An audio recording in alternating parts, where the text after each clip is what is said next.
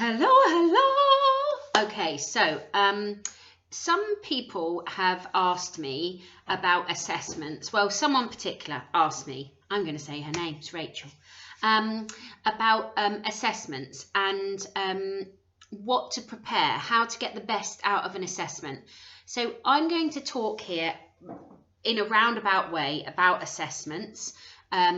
So it might be NHS assessments, it might be private assessments you're having done, it might be for you, it might be for your child.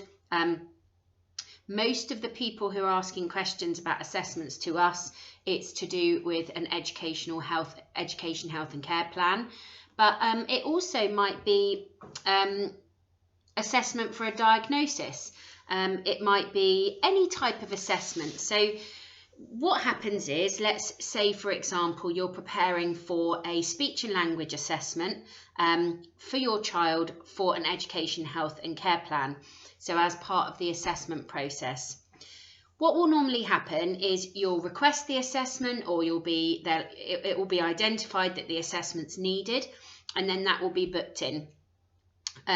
Sometimes you get pre-questions before the assessment, so you might be sent some information. If you don't get those, then what I would advise is to think about these things.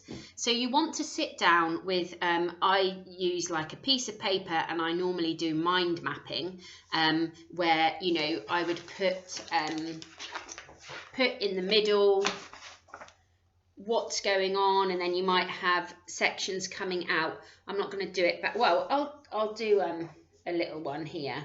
So speech and language.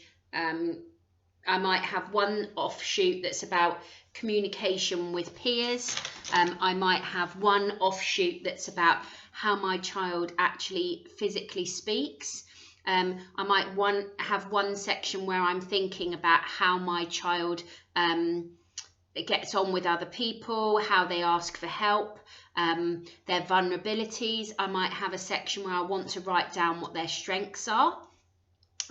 So when you're preparing for an assessment, what you're really going to do is you're going to sit down as a parent, and you're going to think about how you're going to input to that assessment. They're going to be asking you, particularly at the moment, as these assessments are happening on Zoom, they're going to be asking you questions so that they can work out what's going on. So if you have an assessment, and I'll talk about myself, I had an assessment yesterday. It was exhausting. I'm going to talk about that at the end a little bit. But basically what I did was, I knew this assessment was going to want to know about my entire life. So I sat down and I did literally like a bullet point of the different stages of my life and the kind of concerns I had in relation to my assessment within that section of my life. So I was thinking about things for myself, like behaviours, how I got on with people, how I communicated, what I was feeling like, my mental health. Obviously, if you're being assessed for speech and language, you're going to be, as a parent, thinking about your child's difficulties within that area. So communication and interaction, and then their physical speech ability. You're going to think about them as a baby. When did they start speaking? You know, what was the clarity of their speech? Did they reach their milestones? The person who's asking you doesn't know these things, so you need to really get that across to them. What's also really helpful for professionals is giving them examples, because they're most likely trying to score against kind of criteria. Does this child have a speech and language difficulty? Do they have a learning disability? So we're trying to kind of mark off. So think about giving examples. Yeah, Bobby in the classroom, the teacher will say he'll never ever put his hand up and ask for help. He'll only ask one person for help, and the only way he does that is by writing a little tick in a box and holding up a card. So when you're saying something, try to give a really strong example of your child's difficulty in that area, so that the professional can really hone in on what's going on for the child. If you're doing an occupational therapist assessment, then you're going to be thinking about other things. So you could contact the professional beforehand if you've got their email and say, could you let me know what I should be thinking about in terms of this assessment? Is there any areas specifically that you're going to ask me about? If you're going for an assessment for an ADOS, so an autism assessment, or you're going for an ADHD assessment, you're going to be able to look online and you're going to be able to find out what the key factors are they're looking for within those assessments. And so you can prepare yourself with that information, like stereotyped behaviour, communication, sensory overwhelm, things like that. So prepare yourself. Google what the assessment is. Ask people, obviously you're asking me, but it's all about preparation. Now, when you're actually in the assessment, if you're going to be in the assessment with your child, then I would think really carefully about what you want to talk about in front of your child.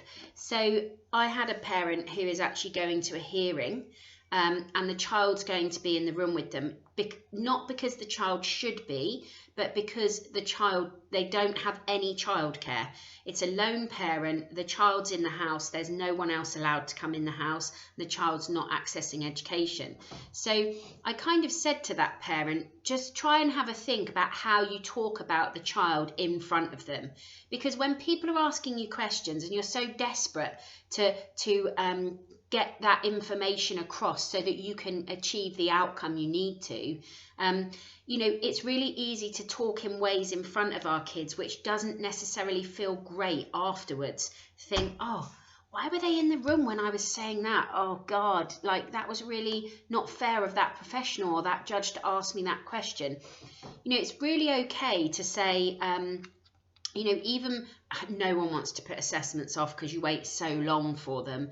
But at the moment, if it's a toss up between having to really talk about all your child's difficulties in front of them, if you're not happy with that and you feel like it's going to emotionally impact them, then take steps to make sure that doesn't happen. So, try and move the assessment to a time when they're not with you. If that's not possible at the moment, maybe think about postponing it. If that's not possible, then maybe think about asking if you could email your input and then your child just give their input. Try and include your child. So if you're talking, talking to friends, do you think you have a difficulty in that, Bobby? What would you feel about how you talk to friends? What do you think? And then let the child lead on what they're talking about. Obviously, we've always got these difficulties with assessments where some children will really not be aware of their challenge. They don't know what's going on for them. They're not aware of their, when I was younger, I was not aware that I had difficulty communicating with my peers. I thought I was fantastic at it. In fact, I still think I am now, which some people close to me would probably not agree. Anyway, so if you feel that your child is not necessarily going to say the things that they need to say or would not be aware, then you could email before and say, for example, to the speech and language therapist, my child really does believe that they have friendships, but I just wanted to reiterate here that, this is what that looks like. This is information about that. It's not actually as they're saying. It might feel like you're undermining your child, but actually if a child kind of gets asked these leading questions and just goes with what they're feeling, then it is important to hear their voice, but at the same time it's really important that you're able to give those evidential sort of situations that are happening to show that maybe that the child's perspective is not actually as clear. So that's really important. The other thing I was going to say is, so I had an assessment yesterday. It was exhausting beyond anything I could have imagined it would be exhausting, actually. I had to say things. I'm an adult, a grown adult. And I actually said at one point to this psychiatrist, I'm saying things I've never said before. like, it was really stressful for me. I was shaking through a lot of it. I was really overwhelmed. The adrenaline was really pumping. Afterwards, I literally shut down. I was so tired. I just sat around, and then I did something that regulated me. So I actually did some admin work, which I really kind of got into, and it calmed me down. So think about what your child's going to do after the assessment has taken place. Also, that night, last night, I had the worst nightmares. I didn't eat well. I ate really bad food that I shouldn't eat. I mean, I basically am gluten intolerant, and I ate loads of carbs and pasta, and I was just, I felt sick all day today because I just was like so pumped. I was so low of energy because I'd been so hyped. So think about what you're going to feed your child after they've done the assessment. Think about what you're going to do after the assessment. Think about what they're going to need. You know, if they've got to, I had to sit there for 3 hours. You know, I'm normally very active. So really what I should have done is not what I did. I should have got up, gone for a nice, like, vigorous walk, and then eaten something really healthy. What I did do was eat spaghetti on toast with cheese and then fell asleep. Really bad idea for me and my, like, makeup as a person. It didn't work. So think about what you're going to do before to prepare for the assessment. Think about what you're going to do after the assessment.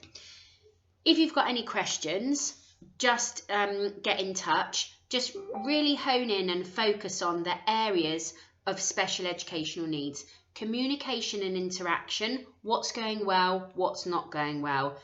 Sensory and physical, so how do they move, what do they need, what's their kind of physical issues, what's going well, what's not going well. Social, emotional and mental health, what's not going well, what's going well. And communication, cognition and learning. I can't remember if I said that in a minute. Anyway, cognition and learning. So their academic ability, what's going well, what's not going well. If I said that at the beginning one, then the other one is communication, interaction, cognition and learning, social, emotional, mental health, and sensory and physical. I'm still coming down from the assessment, see? That was like 24 hours ago. It's really important to have a think about what other professional intervention they've had in those areas, and it's all about evidence. So kind of thinking in your mind, what's my concern, and don't just talk from you know, oh, I feel really worried about him because, you know, he really. So I'm going to give you 2 examples here. I know this is a really long video, but I could say, if someone says, oh, how do you think that Bobby connects with peers then, like friends? I could say, oh, I'm so worried every day he doesn't get invited anywhere, and I feel so bad, you know, he's so lonely. What I could say, if I wanted to be more evidential, is I could say, you know, it's a really concerning situation. He's never invited to any parties. He doesn't go to any after school play dates with anyone. He doesn't have friends over. He doesn't talk to anybody online. He in the playground, the teacher says he doesn't play with any other children. He doesn't ask people to play. He doesn't know how to initiate play with anybody. When he does play with people, it very quickly turns aggressive. He really wants to lead all of the play. So if there's a game, he won't want to play what they're playing. He goes in and he wants them to play what he's playing, which means that children quickly back away. He doesn't really know how to talk to friends unless he's talking about his own special interest. So there I'm being really specific and giving examples of what the issue is. In the first one, I'm being very emotional and I'm very focused on my own concern. So try and be the second one. Try and really focus on the practical issues. If you've made it to 14 minutes, my gosh, thank you. Goodbye.